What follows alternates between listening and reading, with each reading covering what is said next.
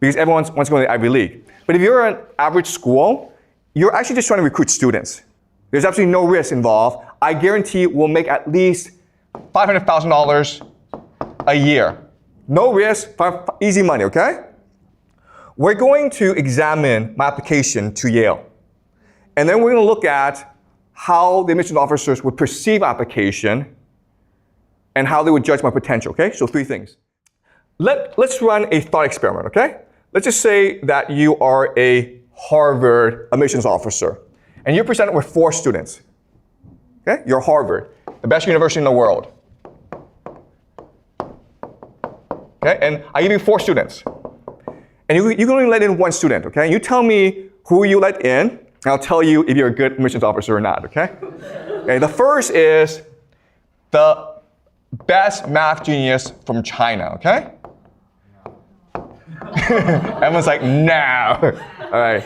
Second is the best basketball player in the world, okay? Basketball player in America, okay? Okay.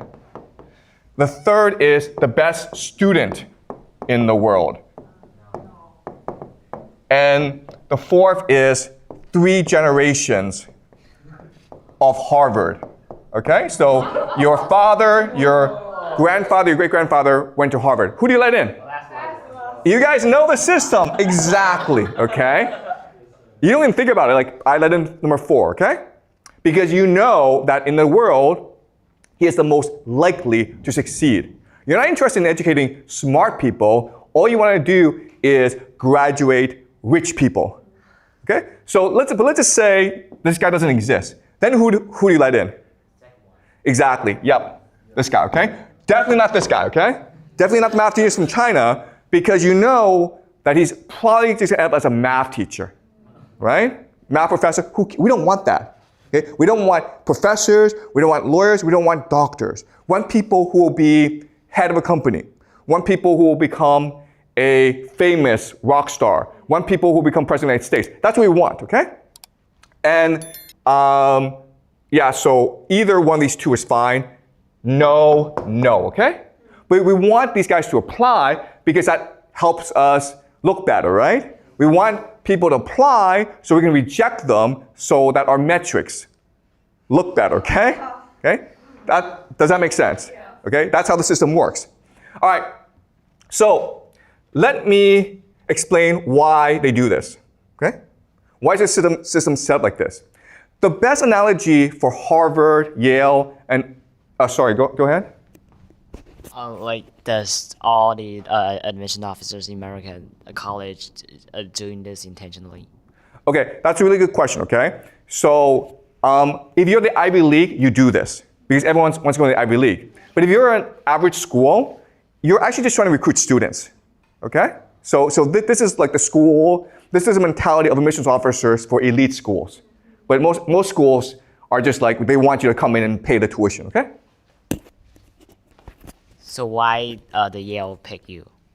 Yeah, I'll explain later on, okay? Okay. All right, so Harvard is first and foremost a venture capital firm, okay? Okay, you're an investment firm. So let's pretend you're a venture capitalist, and I give you 2 options, okay? And you tell me which option you pick.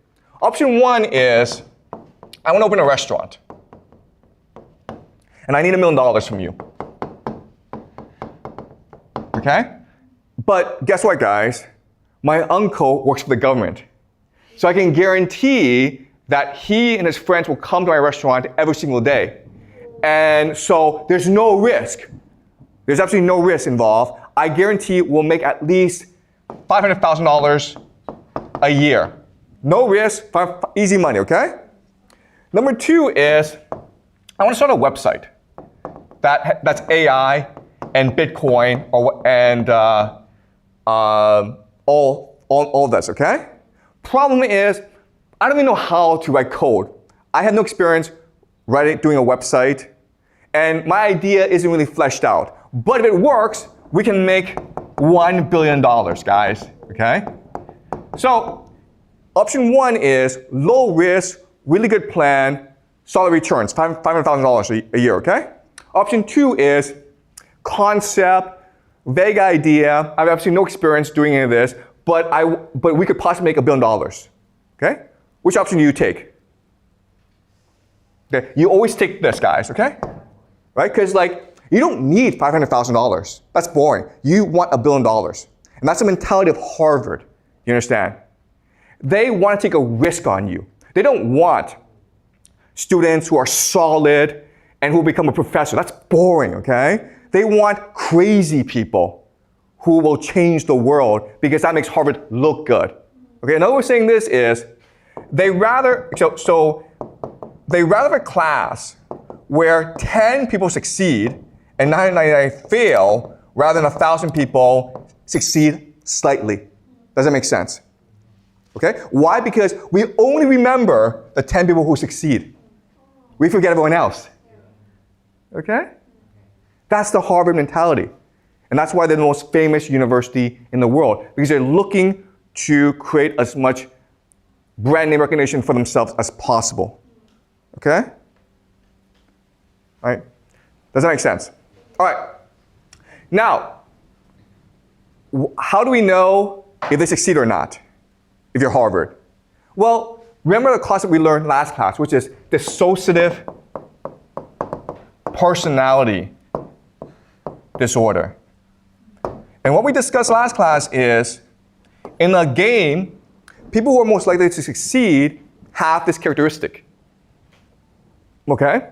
And so, I'll explain why, using myself as an example, because I got into Yale. Okay? So, what we're going to do is this. We're going to examine my application to Yale. And then we're going to look at how the admissions officers would perceive application and how they would judge my potential. Okay? So, 3 things. The first is what my application actually says. Second is they will examine my background. And the third is they will then judge my potential. Okay? All right, so my application. All right, so I went to a public high school. It was good, but it's not a private high school. You get a better education on a private high school. Plus, it's in Canada, okay, which is like, everyone's kind of stupid in Canada, okay? So, and I was like top 10 of 200 kids. So it's good, but it's not number 1. It's not number 2. It's just top 10, okay? I was number 10.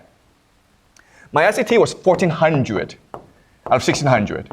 And it's like decent, but you know, people are trying to get 1,550, 1,500 easily, okay? So not that great. I was on a soccer team. I was not athletic. The soccer team just needed players, so I signed up, okay? I was also editor of the school newspaper. Okay? And I was captain of a quiz team called Reach for the Top. Okay? So that's a Canadian thing. But I was captain of it, I organized it, okay? So these 3 activities, they're fine, but it doesn't really demonstrate leadership potential, right? You're not like head of student government, or you're not head of Model United Nations, all right?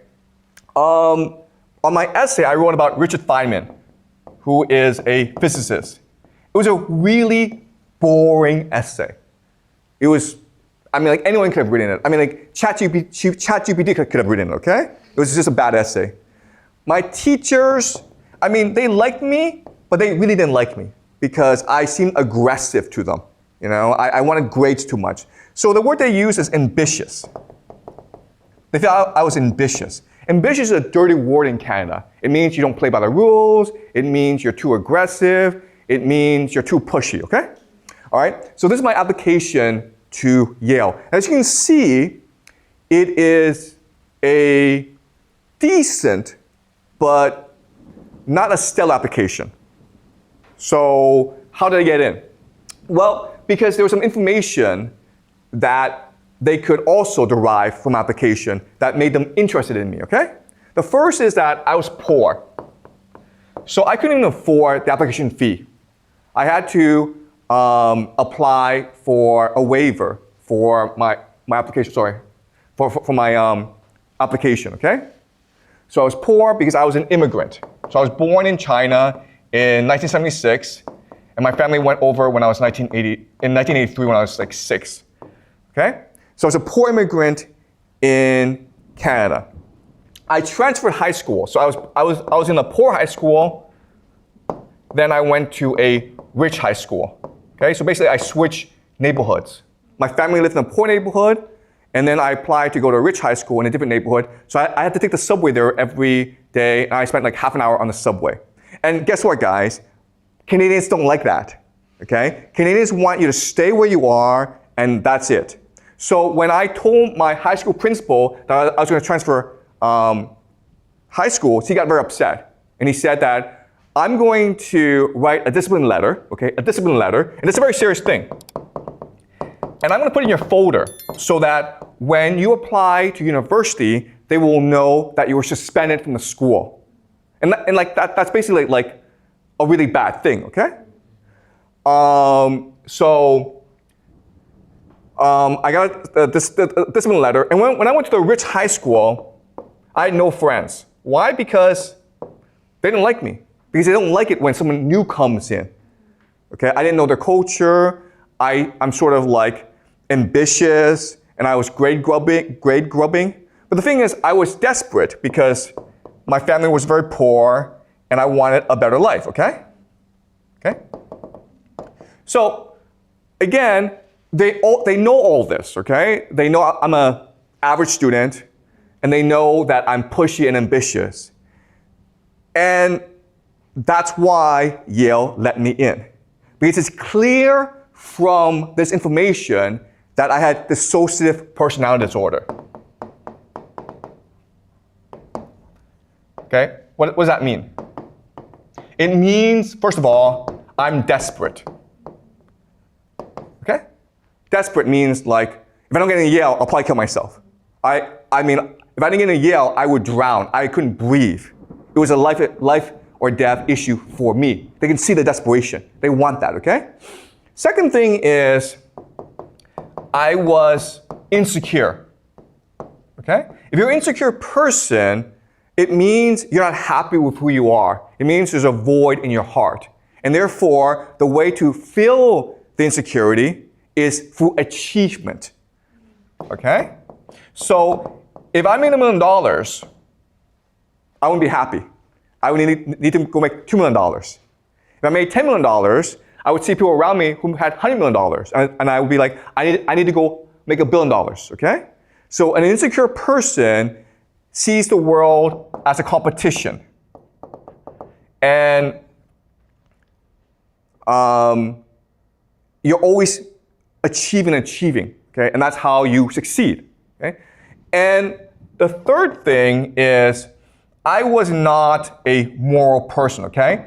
I was ready to break the rules in order to succeed, transgressive, okay? So I was not supposed to leave my poor high school and go to a rich high school. That's breaking the rules in Canada. It's not illegal, but you're not supposed to do that. And I didn't care.